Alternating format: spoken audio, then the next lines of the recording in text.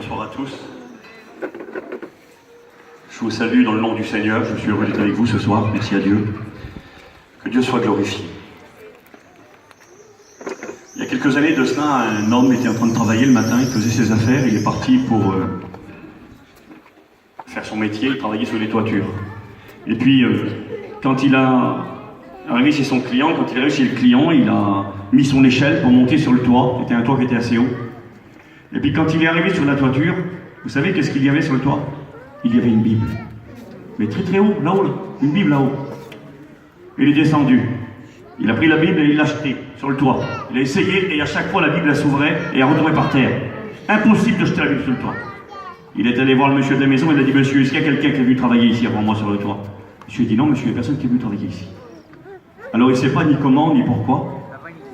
Mais ce qu'il savait, c'est qu'il y avait la Bible qui l'attendait en haut sur le toit d'une maison. Et il a pris cette Bible, il l'a mis dans son auto.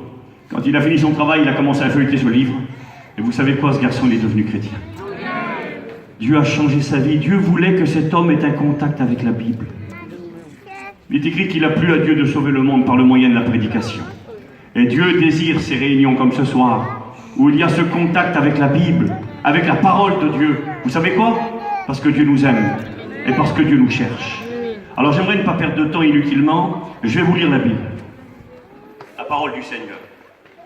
Je vous lis dans l'évangile de Jean, chapitre 10, et verset 9. C'est Jésus qui parle, qui dit ces mots. Jésus dira: je suis la porte.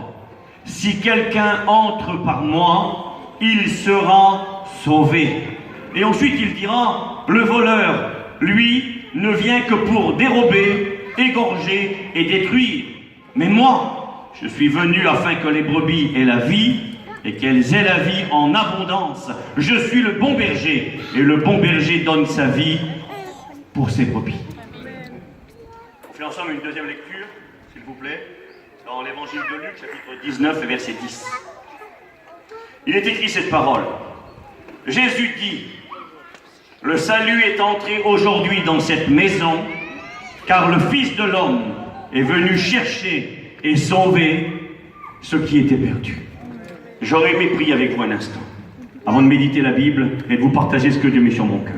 On incline nos têtes un court instant et on demande au Seigneur de bénir nos vies. Seigneur notre Dieu, nous voulons te dire merci. Merci pour ces cantiques, ces témoignages chantés à la gloire de ton nom. Mais merci parce que le Saint Livre, la Bible, est ouverte. Cette parole qui est vivante et qui est efficace, qu'elle puisse maintenant trouver les chemins des cœurs. Nous croyons que tu as programmé cette réunion. Tu désires ce contact avec ta parole pour que cette parole puisse toucher les cœurs à salut. Nous te demandons d'agir maintenant par ton Esprit Saint, de bénir les vies et de te glorifier. Nous nous attendons à toi et nous te disons merci pour ce que tu vas faire dans le nom de Jésus et par la puissance du Saint-Esprit. Amen. Voilà, gloire au Seigneur, que Dieu soit béni. Je pensais à vous, je pensais à cette réunion de ce soir, et je me disais: Seigneur, quoi partager? Et puis, j'aimerais vous faire une lecture, parce que vous êtes ici pour écouter la Bible. Moi, je ne suis pas un chanteur, je ne suis pas un artiste, je ne fais pas un spectacle. On n'est pas dans un cirque, on n'est pas devant un, je ne sais pas moi, devant un cinéma. Nous sommes dans un lieu où la Bible est annoncée. Et nous sommes ici pour écouter la parole de Dieu, parce que c'est elle qui est vivante, c'est elle qui est efficace et qui peut transformer toute personne ici dans ce lieu ce soir. Regardez ce qu'il est écrit. Il est écrit dans l'évangile de Luc, chapitre 10. Il est écrit qu'un homme un jour va interroger Jésus et il va lui demander qu'est-ce qu'il fallait faire pour être sauvé. C'est marqué comme ça. Luc 10, verset 25. Un docteur de la loi se leva et dit à Jésus pour l'éprouver: Maître, qu'est-ce que je dois faire pour hériter la vie éternelle? Jésus lui dit: qu'est-il écrit dans la parole de Dieu? Qui lis-tu? Il répondit: tu aimeras le Seigneur ton Dieu de tout ton cœur, de toute ton âme et de toute ta force et de toute ta pensée, et tu aimeras ton prochain comme toi-même. Jésus lui dit: tu as bien répondu, fais cela et tu vivras. Mais lui, voulant se justifier, dit à Jésus: mais qui est mon prochain? On a un homme qui aspire à être béni par Dieu.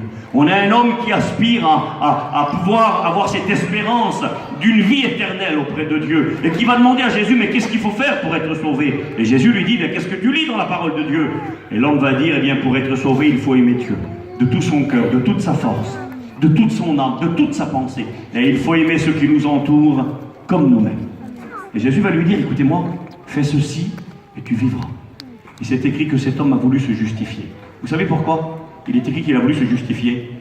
Il a voulu se justifier parce qu'en réalité, il a réalisé qu'il n'était pas capable d'aimer Dieu de tout son cœur, de toute son âme, de toute sa force, et encore bien moins capable d'aimer son prochain comme soi-même.